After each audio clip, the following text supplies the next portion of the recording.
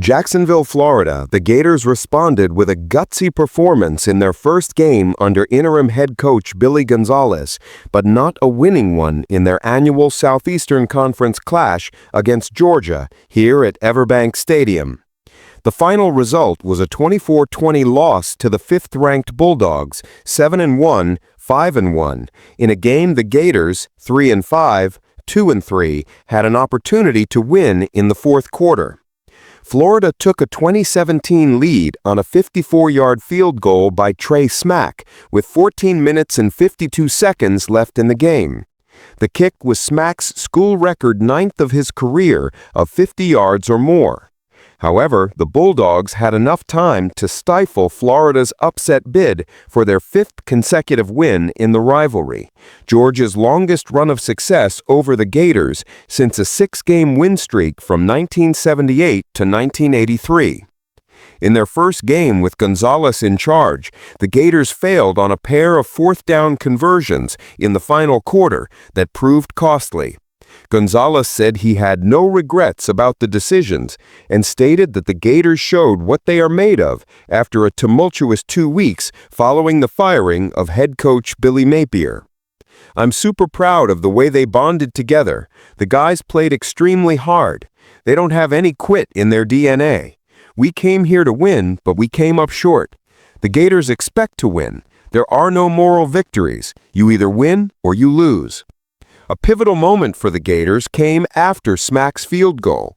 Leading 2017 and at Georgia's 18-yard line, Gonzales opted to go for it on 4th and 1 instead of running Smack out for another field goal. Running back Jordan Baugh was stopped for no gain, and Georgia took over with 7:54 remaining.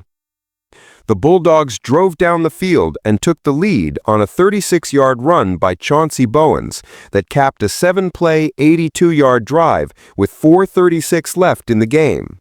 The Gators never recovered from the massive momentum swing.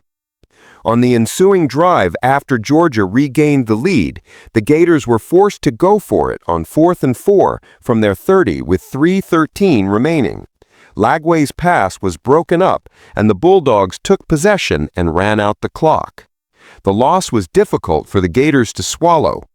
It stinks," said fifth-year senior defensive lineman Tyreek Sapp, who will finish his career without a win in the rivalry. "It hurts real bad knowing this is my last time playing in this game." The teams traded scores in the third quarter.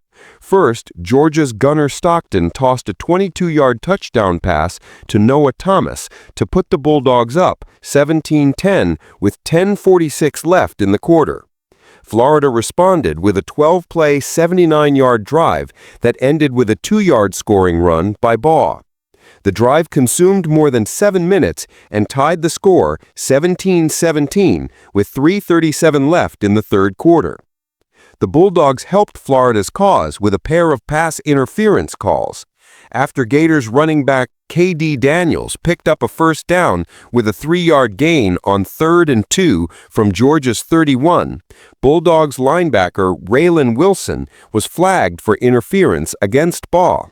The penalty moved the Gators to Georgia's 13, and on 3rd and 4 from the 7, Lagway's pass intended for T.J. Abrams in the end zone dropped incomplete, but a pass interference call against Georgia's Zion Branch gave the Gators a first down at the 2, and Baugh plunged in for the score on the next play. Georgia scored on its opening drive when Stockton connected with Dylan Bell for an 8-yard touchdown pass.